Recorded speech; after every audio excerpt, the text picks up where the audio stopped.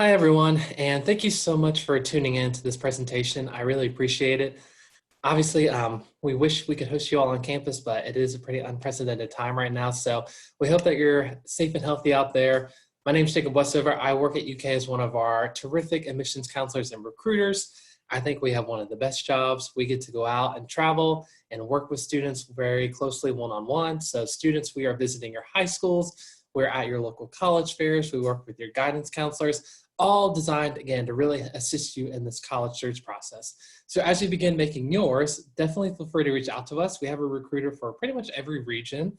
And if you have any questions, very nitpicky specifics, like I said, that's what we're here for. I know a lot of you are probably familiar with UK, given that your families are alums and things of that nature, which is awesome. I am an alum myself, so I definitely feel that Wildcat pride. But we definitely want to help kind of start making your mark here at the University of Kentucky as well. So again, feel free to reach out to us. We're here to help. So with this presentation, I'm going to give you just kind of some high-level information regarding the University of Kentucky. So we're going to talk about some application items, some admissions criteria, a little bit about scholarships, and also just a little bit about campus and also a lot about campus living. And if you ever want to digest a little bit more into some of these topics, a little bit nitty-gritty, like I said, reach out to us. We'll be happy to set up a meeting, talk with y'all over phone, whatever it is you all need. So without further ado, we'll go ahead and get started. And you'll probably see me popping in and out a couple times just so I don't block what's on the screen. So don't be alarmed if you see that.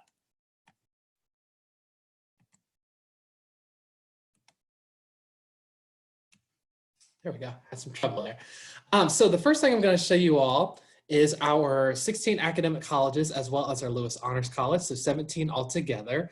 So these make up about 200 different majors and programs that our students can choose from. And right off the bat, you might be thinking, well, Jacob, that's a lot. And if you're in the midst as far as what you want to study, that is totally fine.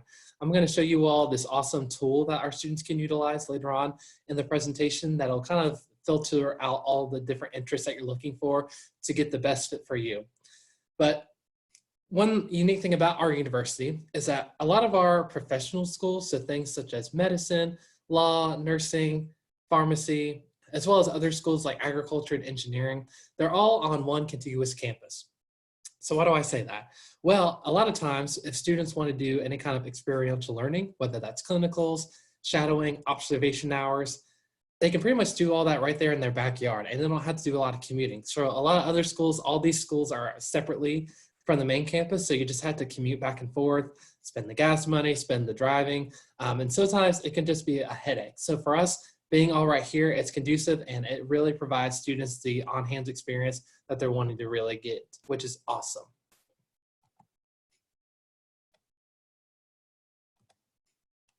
So now we'll talk a little bit about admissions. So the big thing that we want y'all to obviously know first off is applying.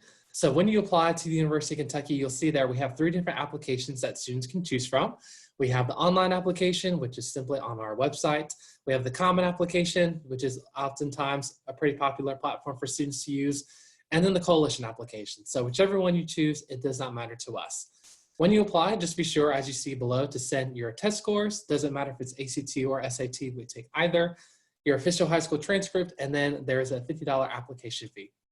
So once all that has been turned in, ideally it's going to take about 4 to 6 weeks to hear back on your decision.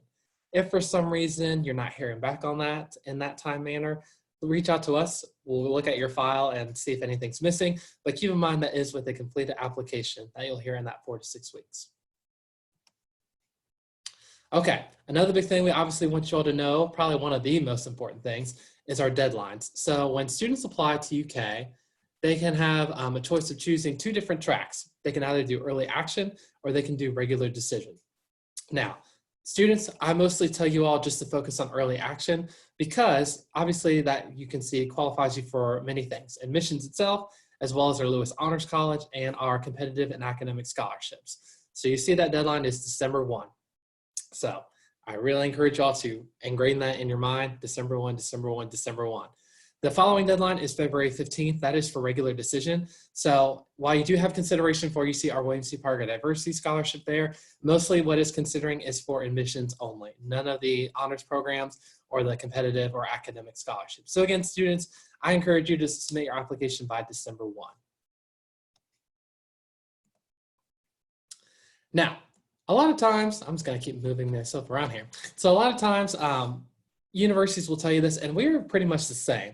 So we use a pretty holistic review process when we look at your application. So yes, while things inside of the classroom, such as your GPA, your test scores, AP classes or IB courses, rigor of coursework, all that is going to factor in your decision. But just as important are going to be things outside of the classroom. So you see any kind of leadership roles that you have, community service opportunities, work experience, awards and recognitions. In addition, we do have an essay. We have an admissions essay for the application, and we also have an essay for our competitive scholarships. So this is a really great way for us to see you individually, see your creative side, kind of see how you're thinking, your thought process, things of that nature. So we say all this because, as you all will learn, college applications, while they are a little bit tedious, it's important that you guys really take your time and do the best that you can. If you guys ever need help, especially when it comes to things like essays, please feel free to reach out to us. We're happy to read or look over your essay just to get a fresh pair of eyes. But we want y'all to make sure that you're putting your best foot forward because, again, this helps determines a lot of things kind of down the road. So you want to make sure that you're taking your time. And just so you all know, as far as GPA and test scores go, we do not have a minimum that we require for admissions. But just so you know, on average ACT is about 25.9. SAT is about 1196. GPA is around a 3.77 weighted. All right, so everyone's favorite subject, which is affordability. So the first thing I'm going to pull up for you guys is our tuition and room and board rates for this school year. So you'll see them pulled up. And so obviously you see it broken down by resident and non-resident. So one thing I am going to point out for you all, the room and board fee that you see, that's average. So because of all the different floor plans and meal plans, we can't give you that exact cost, but that's a pretty close reflection as far as what students are paying. And obviously tuition, things of that nature, they kind of vary year to year. So always check back in the fall of your senior year just to make sure what the appropriate number is. Because again, those numbers do get reviewed annually. So you just want to make sure you're staying on top of that. Okay. So in addition to obviously the cost, we want to make sure that we highlight a lot of good scholarship opportunities for you guys. And just again, this is some high level information. So if you have specific questions, reach out to us. But we do have quite a wide array of scholarships for you all to look at. So in addition to the academic scholarships, competitive, we have an excellent diversity scholarship, as I mentioned, with William C. Parker. Departmental awards, so if the student is wanting to go into, let's say, business, engineering, agriculture, etc., some of those programs have their own opportunities for additional aid. Legacy tuition program is for out-of-state students whose parents or step-parents are alums of UK.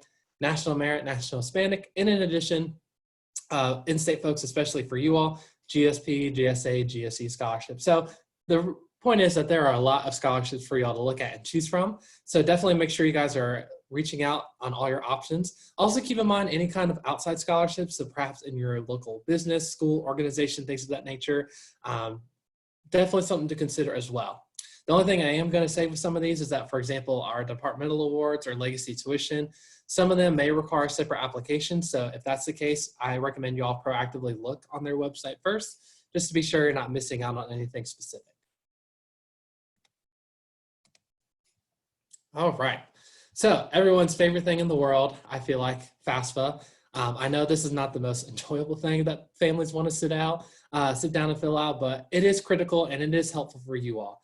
So the free application for federal student aid is a wonderful, little tedious document that basically helps qualify you for any additional aid like grants, loans, work study, or some additional need-based scholarships and aid as you see here. So obviously, FAFSA is on a need-based circumstance, but it is also on a first-come, first-served basis. So the reason why I say that is that students, families, when you guys are students, you're applying to all the different colleges and such, when it comes time to fill out FAFSA, it does go live October 1st of your senior year. And for any underclassmen, it'll go live October 1st of your senior year. So kind of follow suit. So I say that because once you kind of go later on in the year, the less money that there is that FAFSA is giving out. So again, you don't have to be right on your computer October 1st when FAFSA opens, but you just want to be cognizant of that going forward just to make sure that you're capitalizing on that as early as possible. And if you have questions, always feel free to reach out to our financial aid office. All students have a financial aid counselor based off their last name. You can always find that on our website, uky.edu. and you can ask any specific questions you have for them as well. All right. So the last little segment that I want to talk about with you all kind of talks about the campus living and also just about campus in general. So especially for, your family members that are alums of UK, I'm sure you've heard all the amazing stories, and you probably have heard about some things that are changing on campus, because every single year there's always something new or something exciting being brought to our campus. And even when I first started school here in 2013, and now graduated in 2017, even in those 4 years, everything changes so quickly. But one thing that has really kind of taken off in the past few years has been our campus living. So just to kind of give you a screenshot of what that looks like, we've added about 14 new residence halls in just the past 7 years alone, which is pretty amazing. And I'll show you some features here in a minute. In addition, we have 14 living learning programs. So these LLPs, as we call them, are a great way for incoming freshmen to transition into their first year more smoothly, so you can live with other students that are like-minded, same major, same background, whether that's engineering students, healthcare students, international, first generation, you get the idea. So that's a really beneficial way for y'all to be a part of a community your first year if you're wanting to be involved with that. We have 6 room types, including new upperclassmen apartments now. So after your freshman year, if you decide you love campus so much that you want to stay for another year, if you want to be, or maybe around all the other sophomores, juniors, etc., you can apply for upperclassmen housing. And when you're on campus, you have to eat. I myself love food, love it to death. Dining is something that we really harp on here at the University of Kentucky. We want to make sure our students are well taken care of. So with over 30 locations, we have all your eateries or necessaries. So whether it's your retail dining like Chick-fil-A, Panda Express, Subway, Steak and Shake, Papa John's, or if you want your all to care eat facilities, or if students do have dietary needs, so if they are gluten-free, vegetarian, vegan, any of those combinations, we have those made across campus. So you are well taken care of when you are living on campus as well. Now, one thing I do want to mention to you all is that when you are applying for housing and dining, you're going to be doing this after you've been admitted to UK. So once you get your acceptance packet from us, it'll give you more detailed instructions on how you go about setting up your housing and meal plan. Similar to what I say with FAFSA, the earlier you apply for housing, the better off you'll be, simply because at UK, we now offer room selection for our students, where they actually will go in and select their specific building and room that they want to live in. And if you could kind of put 2 and 2 together, that's based on when you apply. So the earlier you apply for your housing, the earlier time window you'll get to choose your room, which means that you'll have a greater variety of options to choose from. So just something to keep in mind going forward as well. All right, now here's the creme de la creme that I love showing people. So being a tour guide myself, I love taking people through our residence halls back in the day when I did it. And it's always funny to see families' facial expressions, because as soon as they see it, they're like, and then they're like, Jacob, this ain't real, is it? And I say, no, this is as good as it gets, folks. I mean, our campus living is honestly some of the best across the whole nation. And I will easily say that for anybody who asks me. So just to kind of give you some perspective, these are the 2 most common room styles for incoming freshmen. We have the 4-person suite and the 2-bedroom suite. And a lot of these, like I said, are 2013 or newer. And with that being said, we have a lot of upgraded features and amenities, such as granite countertops, double vanity sinks, memory foam mattresses, and all the rooms across campus, a microwave and fridge is provided, so you do not have to bring a second one down. And all the rooms on campus are suite style. So I'm sure if you ask your family members who are alums, they can probably tell you the glory days of the common bathrooms down the hallway with everyone sharing, and you have to get your shower caddy and your robe and your towel or whatever and walk down to see 10 to 15 people you probably didn't want to see fresh in the morning. I get it. I was there. But the fact that those are no longer on campus, we have removed all those, or they're in the process of being removed, just speaks to the investment that we are making in the university for our students to get that comfortability, but also that high level experience and engagement with one another. So I highly recommend students live on campus. You're not required to your freshman year, but about 90% of our students will end up staying on campus, and with good reason. You're close to your classes, you make friends, but as nice as they are, you may not have anything that nice for a while after you graduate, students. As someone who's now in that bubble, I can tell you that. So just be sure that you're taking advantage of it, because again, it is super, super convenient and luxurious. Okay, so earlier I mentioned that we have about 200 different programs and majors that our students can choose from. And obviously that is a lot. And sometimes families and students come in with the perception that if you are undecided or not sure, you're just only going to fall behind. And that's not the case. Students, if you are not sure what you want to study, that is absolutely okay. It's almost better sometimes because you really are allowed to take a more broader approach into what you want. So this is our academic exploration tool, and it's designed to help you out with such questions that you might have.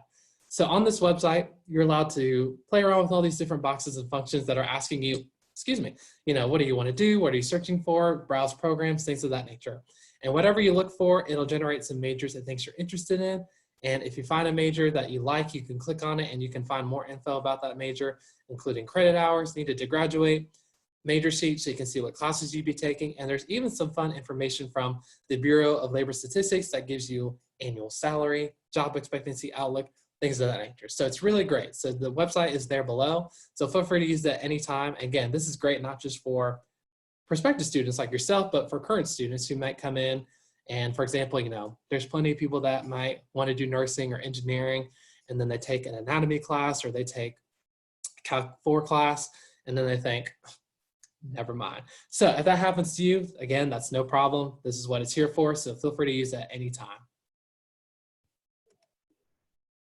All right, so that was a kind of a high-level presentation for you all. So I hope you were able to get a little bit more inside knowledge to the University of Kentucky. Again, I know you all have that family tie that kind of help you, but things are changing every year and even every day. So it's an exciting time to be a Wildcat. We want to make sure that we're here to help you all as much as possible. Should you have any questions, feel free to reach out to our admissions office, or you can go to our website, www.uky.edu, and you can type in admissions and find all of our contact information there. Until next time, guys, thank you so much for tuning in, and go Cats.